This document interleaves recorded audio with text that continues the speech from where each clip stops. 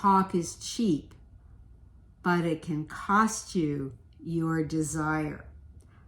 The other day, I made a little teaser reel saying that, and today I want to take you on a deeper dive into what that's really about. But first, let me say hello, I am Valerie, and welcome to my channel where I bring you manifesting insights to enable you to manifest your desires with more ease and much more joy in the process. So to begin with, we have that very well-known saying of Neville Goddard about talk. He said, if you want to see what your fears are, tell someone what you are imagining. And I'm going to tell you from my own experience, I have paid the price with what I thought I was going to manifest, with the desire that I had. I would tell somebody about a project I was working on, about a class I planned to teach, and right away they would reflect in what they were projecting onto me, would reflect or trigger where my fears are, their doubts, all the possible negatives, all the concerns, all the funny little details, and it would leave me feeling like, I don't think I really want to take a chance on this. What if this? And all the what ifs would start to come up. And maybe that's happened to you too. So for a desire to really come to fulfillment, to reap a harvest of the blessing of your desire, really means to let it grow within you and to live in that spirit of it's already yours, it already belongs to you, even if you don't see it in the 3D. And to not listen to the naysayers or the doubters. You really have to do what Neville's teacher Abdullah did and just slam the door on anything that is less than 100 zillion% of what it is that you have imagined, the ideal state that you're living from. This is really where you are taking your power back. When I gave my power away to the doubters and didn't go through with my plans, I gave it all away. And it took a long time for me to understand that. Before I really saw that was when as more and more I got into Neville's teaching. And this is exactly where you might be.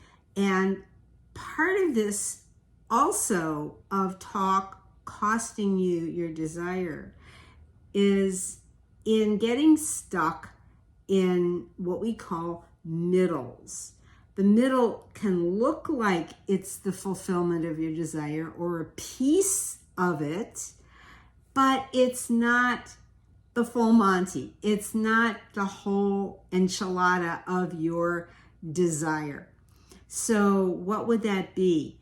It's where we have a coffee date with someone and they start offering plans to do something. Maybe they have some extra work they can give you, something for your side hustle. And it never happens. It kind of keeps you up at night. You get really excited about it. You start thinking about it. But because the seed hasn't been planted deeply enough, it kind of gets dug up. So it's not really the thing itself. And it just never seems to come into life. Another way, of course, is the text from the SP. The text is not the relationship. It may seem promising, but it's just a lot of words on a screen. You have to be able later on, you start separating that out and you see, wait a minute, this was just the image of something, but it wasn't the thing itself. There's a famous saying in Eastern philosophy that goes, a finger pointing at the moon is not the moon. We're mistaking the external thing for the fulfillment of what we want within our imagination. And of course, the other one is, that happens to lots of us, is that the job interview is not the job.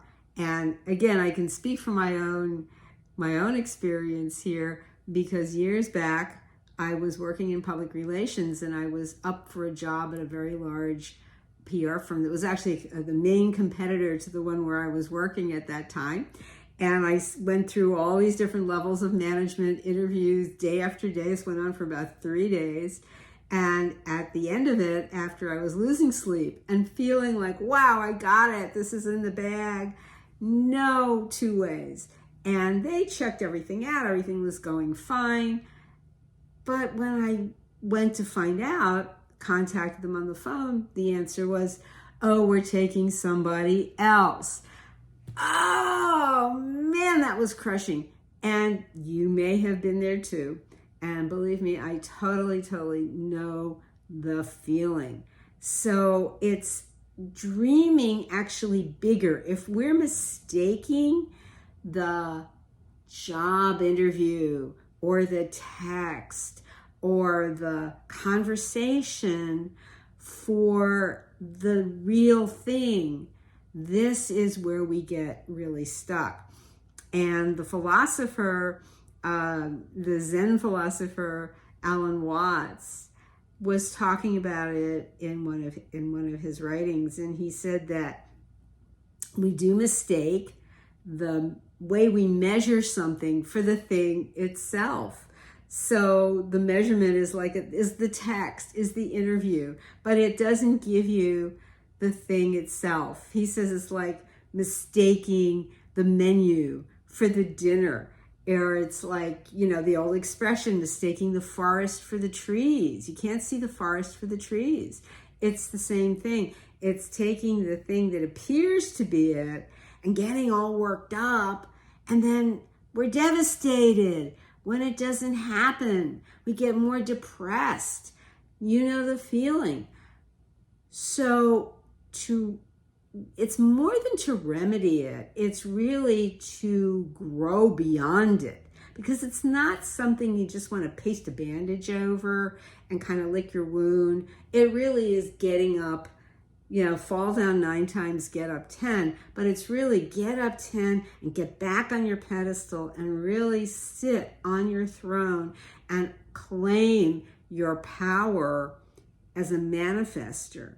And really the way to do that is to remember to live in the end, and live not just in it, but really from the end of already having what you want. In the Bible, it says, believe and that you have it and ye shall receive. It's in Mark in the Bible.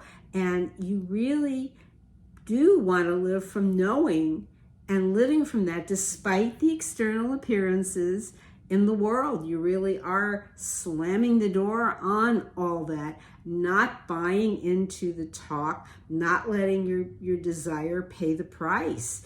And not only that, if you hold on to your desire that way and stick with it, whether you call it persisting or exploring the state that you chose to make it happen, the better that you feel, the more power that you have, and the happier you are in knowing that it's yours. So explore those ideas. Let me know in the comments how that goes for you, or if you have any questions. I'd love to see in the comments. Subscribe to my channel, more videos to come. Love you, boo. See you next time.